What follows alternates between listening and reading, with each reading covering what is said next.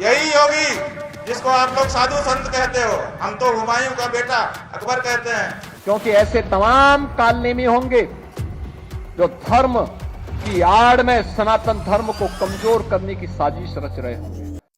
नमस्कार, आपके साथ मैं रीना झा बालियान। उत्तर प्रदेश के मुख्यमंत्री योगी आदित्यनाथ की मुश्किलें बढ़ने वाली है। खबर है कि आगे आने वाले दिनों में यूपी के मुख्यमंत्री योगी आदित्यनाथ का सिंहासन हिल सकता है। आप बिल्कुल ठीक सुन रहे हैं। माघ मेले में उपजा विवाद सीएम योगी पर भारी पड़ सकता है, क्योंकि सीएम योगी के कई नेता अभी मुक्तेश्वरानंद के साथ खड़े नजर आ रहे हैं। इस केस को जिस तरह से सीएम योगी ने हैंडल किया है, उसकी आलोचना हर तरफ हो रही है और खुद बीजेपी के नेता भी इसकी आलोचना कर रहे हैं। लखनऊ से लेकर दिल्ली तक इस मुद्दे की चर्चा हो रही है। माघ मेले में शंकराचार्य स्वामी अभिमुक्तेश्वरानंद सरस्वती से जुड़े विवाद को लेकर उत्तर प्रदेश के उप मुख्यमंत्री केशव प्रसाद मौर्य ने भी ऐसा बयान दिया जो बताता है कि वो स्वामी के साथ है और सीएम के अगेंस्ट है। डिप्टी सीएम ने कहा कि संयमित श्रद्धा से भरा हुआ ये पूरा मामला है और इस पर रुख अपनाना चाहिए था संयमता के साथ। शंकराचार्य जी के चरणों में मेरा प्रणाम है और उनसे विनम्र प्रार्थना करते हैं कि वो स्नान करें। डिप्टी सीएम का ये बयान है और डिप्टी सीएम ने केशव प्रसाद मौर्य ने साफ कर दिया है कि शंकराचार्य जैसे पूज्य संत और आचार्य के प्रति अनादर की कोई भी घटना स्वीकार्य नहीं है। उन्होंने कहा कि हमारी संस्कृति में किसी भी पूज्य संत, आचार्य या शंकराचार्य जी का अपमान करने की परंपरा नहीं है। यदि किसी ने ऐसा किया है तो उसकी जांच कराई जाएगी और दोषियों के खिलाफ सख्त कार्रवाई होगी। देखिए, उन्होंने यह भी कहा है कि सरकार संत समाज का सम्मान करती है और किसी भी प्रकार की अवमानना को बर्दाश्त नहीं किया जाएगा। डिप्टी सीएम केशव प्रसाद मौर्य ने भरोसा दिलाया है कि जिन लोगों द्वारा ये विवाद पैदा किया गया है, उनकी भूमिका की निष्पक्ष जांच की जाएगी ताकि सच्चाई सबके सामने आ सके। अब देखिए, डिप्टी सीएम केशव प्रसाद मौर्य का यह बयान ऐसे समय पर आया है जब सीएम योगी के कालनेमी वाले बयान की खूब चर्चा हो रही है। एक योगी के लिए, एक सन्यासी के लिए, एक संत के लिए धर्म और राष्ट्र से बढ़कर के कुछ नहीं हो सकता। यही उसके जीवन का ध्येय होना चाहिए। उसकी व्यक्तिगत प्रॉपर्टी कुछ नहीं होती, धर्म ही उसकी प्रॉपर्टी है, राष्ट्र ही उसका स्वाभिमान है। अगर कोई राष्ट्रीय स्वाभिमान को चुनौती देता है तो हमें खुल करके उसके सामने आकर के खड़ा हो जाना चाहिए, उसकी चुनौती का मुकाबला करने के लिए खड़ा होना चाहिए। कोई धर्म के खिलाफ आचरण करता है, क्योंकि ऐसे तमाम कालनेमी होंगे जो धर्म की आड़ में सनातन धर्म को कमजोर करने की साजिश रच रहे होंगे। हमें उनसे सावधान होना होगा, उनसे सतर्क रहना होगा। पार्टी के एक वर्ग का मानना है कि मामले को और बेहतर तरीके से, ज्यादा संवेदनशीलता के साथ हैंडल किया जा सकता था, क्योंकि ये घटनाएं सीधे धार्मिक भावनाओं से जुड़ी हैं। आपको बता दें कि प्रयागराज में माघ मेले के दौरान ही स्वामी अभिमुक्तेश्वरानंद और उनके समर्थकों को स्नान करने से रोका गया था। प्रशासन और संत समाज आमने सामने आ गया। प्रशासन ने तर्क दिया कि किसी भी संभावित भगदड़ को रोकने के उद्देश्य से ये कार्रवाई जरूरी थी, लेकिन जिस तरीके से स्थिति को संभाला गया है उसने सरकार की मुश्किलें पैदा कर दी है। वहीं मुख्यमंत्री योगी आदित्यनाथ ने भी अभिमुक्तेश्वरानंद मामले का नाम लिए बिना सनातन को कमजोर करने वाले कालनेमियों के खिलाफ सख्ती की बात कह दी। एक कार्यक्रम में बोल रहे थे सीएम योगी और उन्होंने सीधे तौर पर ना सही, लेकिन उन्होंने हमला बोला। जब डिप्टी सीएम केशव प्रसाद मौर्य ने घटना को दुखद बताते हुए जांच के बाद दोषियों के खिलाफ कार्रवाई का भरोसा दिलाया। अब इन बयानों को लेकर भी राजनीतिक हलकों में खूब चर्चा हो रही है कि सरकार की ओर से एक रूप और स्पष्ट संदेश देने की जरूरत थी ताकि विपक्ष को मुद्दा बनाने से रोका जा सके। देखिए, समाजवादी पार्टी के अध्यक्ष अखिलेश यादव ने आरोप लगाया है कि बीजेपी सनातन का अपमान कर रही है और उसके समापन की दिशा में काम कर रही है। वहीं कांग्रेस भी इस मुद्दे पर खुलकर बोलती नजर आ रही है। अब बीजेपी के अंदर खाने भी ये चर्चा तेज है कि इन मामलों में टकराव की बजाय संवाद और संवेदनशीलता का रास्ता अपनाया जाना चाहिए था। नेताओं का मानना है कि सामने आई तस्वीरें और वीडियो लंबे समय तक जनता के जहन में रहेंगी और विपक्ष इन्हें लगातार सरकार के खिलाफ इस्तेमाल करेगा। देखिए, 2026 उत्तर प्रदेश बीजेपी के लिए बेहद ही अहम साल माना जा रहा है। एक तरफ अप्रैल से जुलाई के बीच पंचायत चुनाव होने हैं, तो वहीं दूसरी ओर अगले साल यानी 2027 में विधानसभा चुनाव होने उत्तर प्रदेश में। ऐसे में प्रशासनिक चूक या फिर संवेदनशील मुद्दों पर गलत हैंडलिंग विपक्ष के लिए एक बड़ा राजनीतिक हथियार बन सकता है। अब देखना यह है कि सरकार इन घटनाओं से सबक लेकर अपनी रणनीति और प्रशासनिक अप्रोच में कितना बदलाव करती है, या फिर विपक्ष को ऐसे मुद्दे आगे भी हाथ लगते नजर आते हैं।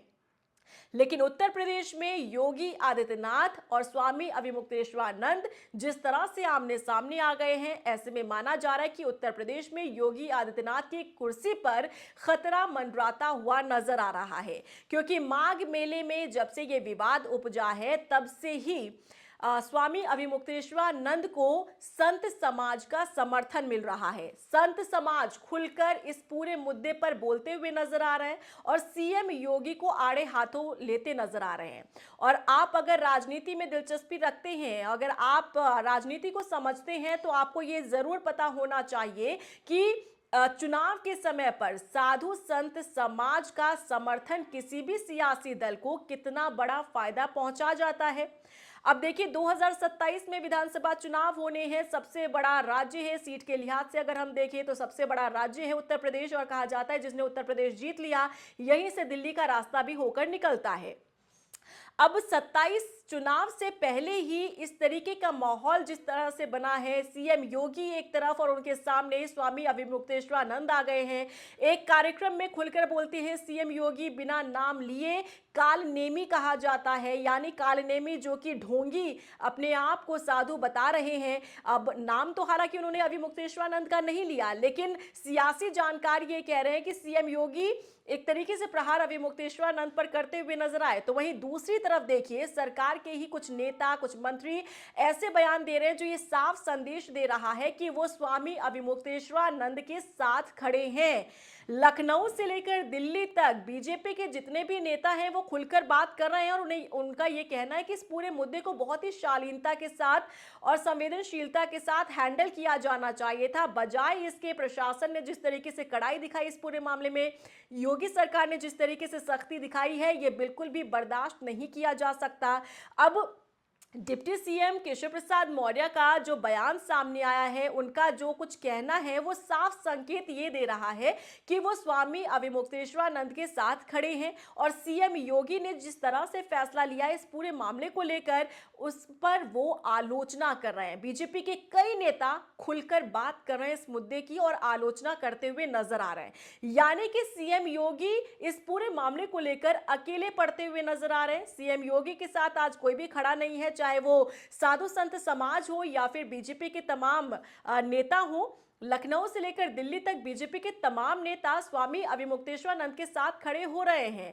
अब जिस तरीके से गतिविधियां सामने आ रही है स्वामी अविमुक्तेश्वरानंद की, क्योंकि वो धरने पर भी बैठे, इतनी ज्यादा ठंड हो रही है, खबर ये भी आई थी कि उन्हें फीवर हो गया है, बुखार हो गया है। ऐसे में साधु संत समाज की जो नाराजगी है और भी निकलकर सामने आ रही है। सियासी जानकार ये भी कह रहे हैं कि कुछ ऐसे साधु जो कि वाकई में एक लग्जरियस लाइफ जीते हैं, एक अलग ही लग्जरियस लाइफ उनकी नजर आती है, उन साधुओं का आशीर्वाद लेते हुए सीएम योगी नजर आ जाते हैं। लेकिन जो स्वामी अविमुक्तेश्वरानंद हैं, उनके खिलाफ सीएम योगी नजर आ रहे हैं। अब जो कुछ चल रहा है उत्तर प्रदेश में स्वामी अविमुक्तेश्वरानंद के विवाद को लेकर, अब सियासी जानकार तो ये कह रहे हैं कि बहुत ही जल्द सीएम योगी का जो सिंहासन है वो हिल सकता है। क्योंकि जैसा हमने आपको पहले बताया कि साधु संत समाज का झुकाव जिस तरफ होता है, वहां पर उस सियासी दल को फायदा मिलता है।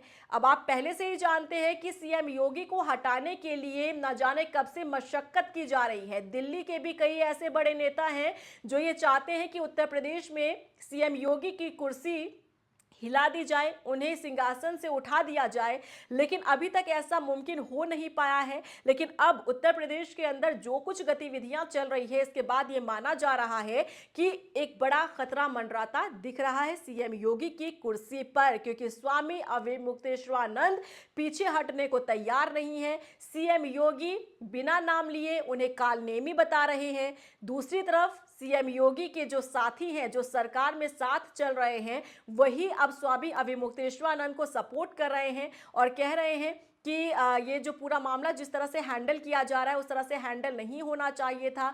बहुत संवेदनशील ये मुद्दा है, इसे बहुत ही सही तरह से हैंडल किया जाना चाहिए था, क्योंकि ये धर्म से जुड़ा हुआ मामला है।